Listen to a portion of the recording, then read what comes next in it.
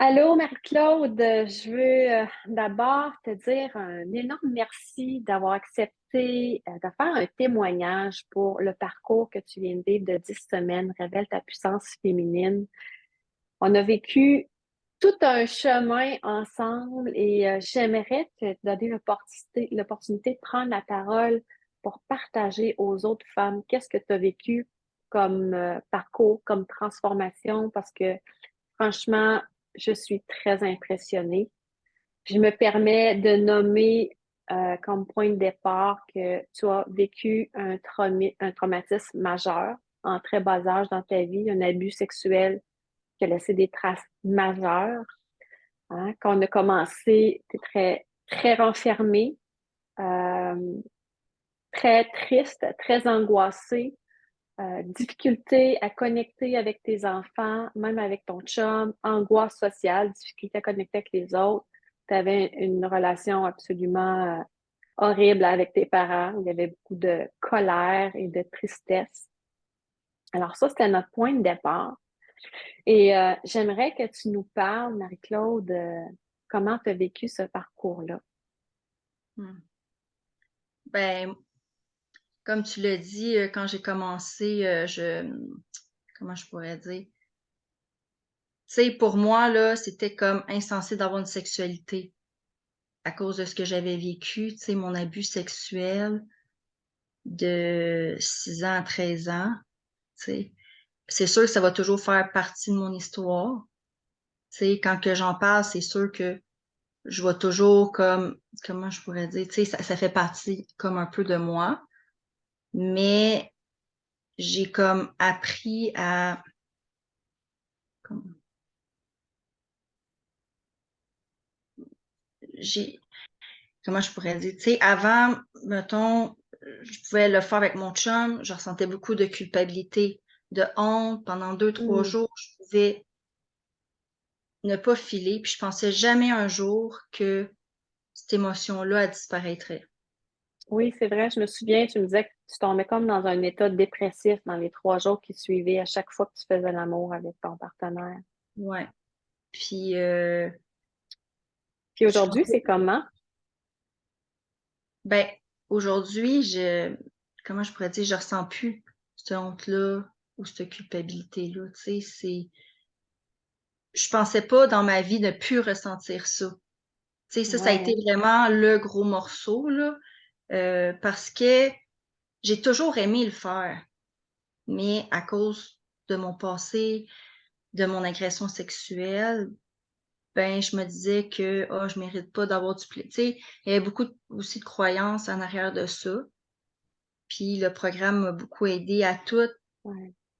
extérioriser ces émotions-là. Fait que ça m'a vraiment beaucoup aidé, là, tu sais. Mmh. Ouais, pour toi, c'était ça, la sexualité, hein? Ça tenait du dégoût puis de la dépression. Puis Ouais. aujourd'hui, tu as réussi à libérer ces émotions-là, puis juste avoir du plaisir. Tu m'as même dit, hey, non seulement je suis pas, j'ai pas honte, je me sens pas coupable, mais j'ai le goût de recommencer, puis j'ai hâte de recommencer. Parce que j'en ai fait beaucoup, là, de thérapie dans ma vie. J'ai fait l'hypnose, j'ai fait, tu sais, il y a beaucoup de choses que oui, ça m'a permis de guérir, mais à ce niveau-là, ça restait toujours. Il Hmm. y avait toujours un quelque chose, puis c'est comme j'avais honte de ce plaisir-là, puis on dirait que là, aujourd'hui, je l'accepte plus, puis je suis vraiment contente de ça. Ou, tu sais, au niveau aussi de mes enfants, il y avait aussi le j'avais beaucoup de misère à me donner émotionnellement, pas juste sexuel. Parce Ouais, que, tu sais, j'avais quand même vécu un traumatisme quand même assez jeune, tu sais. ouais.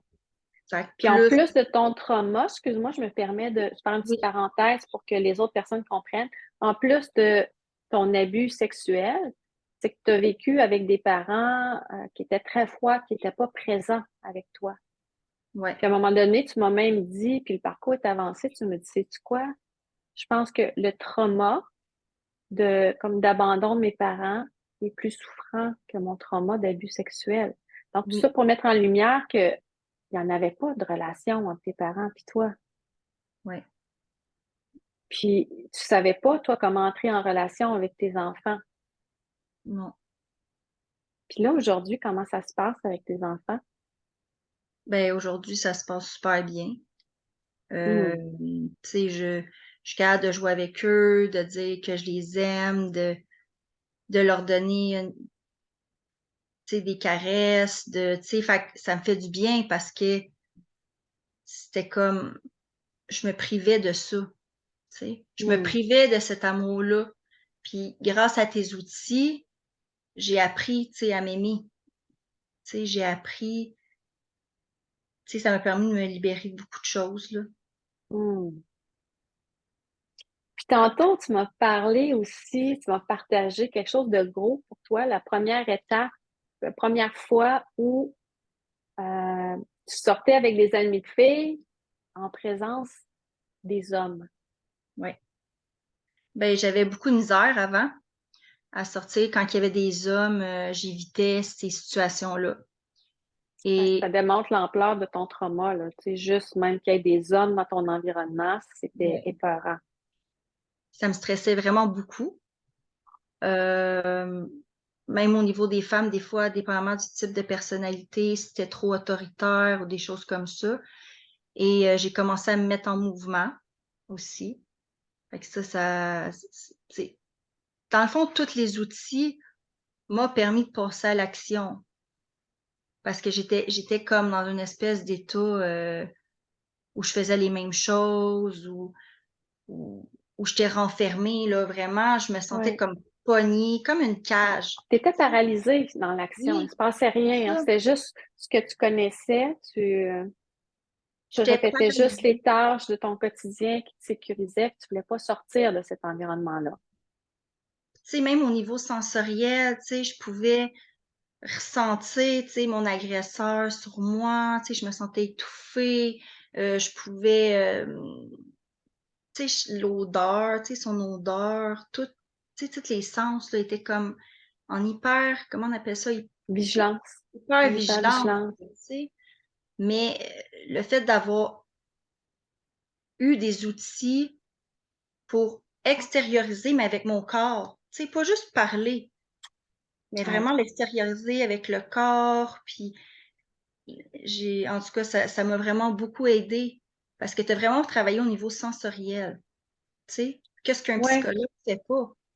Tu sais, ben, j'en ai suivi, là, j'ai été peut-être 7 ans en thérapie, là, tu sais.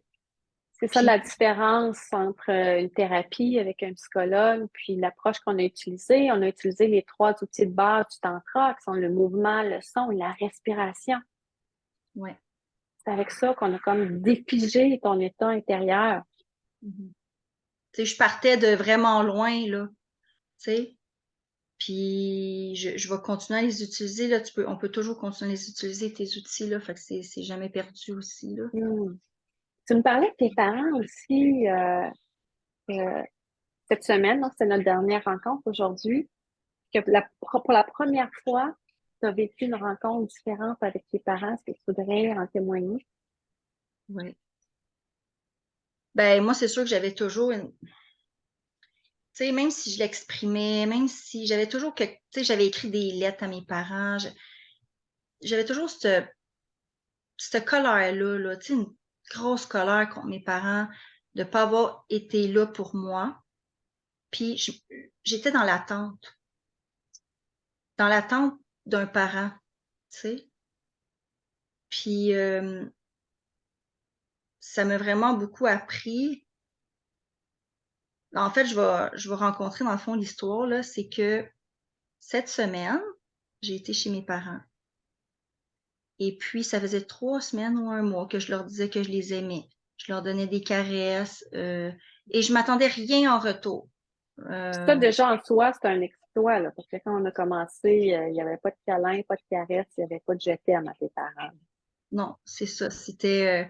Mais je m'attendais rien en retour, puis j'avais pas de colère vis-à-vis de ça parce que je faisais beaucoup ton outil de libération, Les dynamiques familiales. ouais, de dynamique familiale. Fait que ça m'aidait.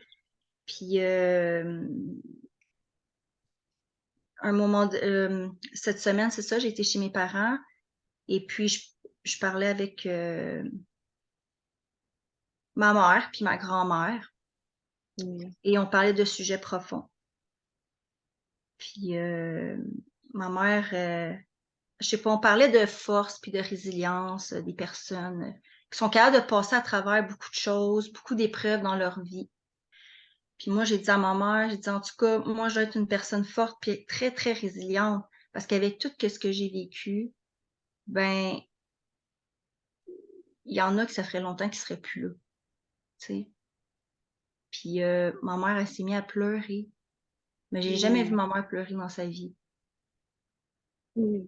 Puis cet événement-là, ça a comme fait voir une nouvelle perception de ma mère, tu sais.